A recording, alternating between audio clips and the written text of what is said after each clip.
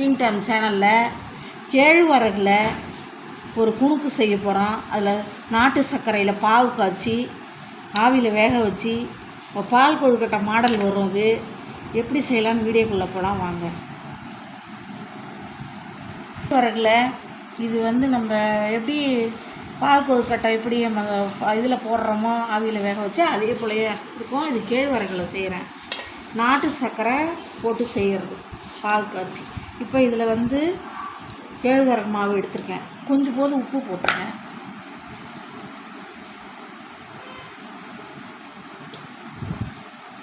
நெய் கொஞ்சம் போட்டுக்கோங்க.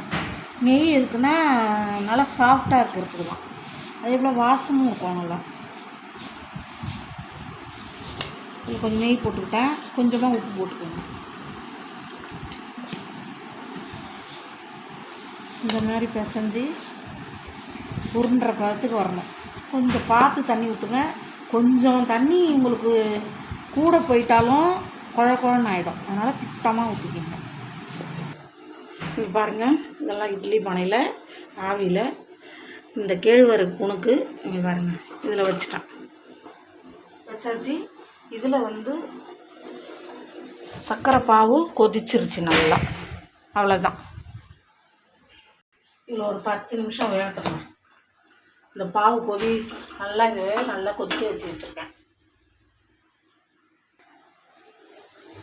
கொதிச்சிட்டு இருக்குங்க. இதில் கொஞ்சம் ஏலக்காய் போட்டுக்கோங்க. திக்கான தேங்காய் பால். இதை நல்லா கிண்டிக்கணும்.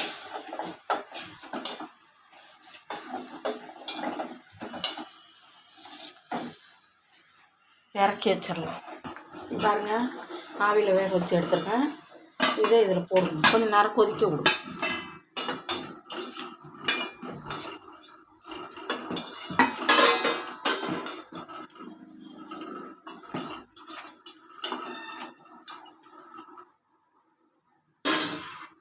அவ்வளோதாங்க, சுவையான கேழ்வரகு குணுக்கு ரெடி ஆயிடுச்சு.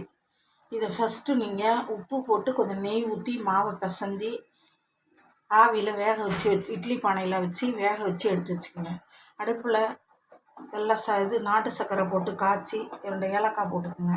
கொஞ்சோண்டு தேங்காய் பால் ஊற்றினேன். அதே போல் ஊற்றிக்கிங்க. இந்த வெந்த கேழ்வரகு உருண்டையை இந்த பாவில் போட்டு ஊற வைங்க. ஊற வச்சு கொஞ்சம் நேரம் கழிச்சு சாப்பிடுங்க. சுவையான கேழ்வரகு குணுக்கு ரெடிங்க. உங்கள் வீட்டில் இதே போல் செஞ்சு பார்த்துட்டு கமெண்டில் சொல்லுங்கள். என் சேனலை பார்த்துட்டு சப்ஸ்கிரைப் பண்ணுங்கள். நன்றிங்க.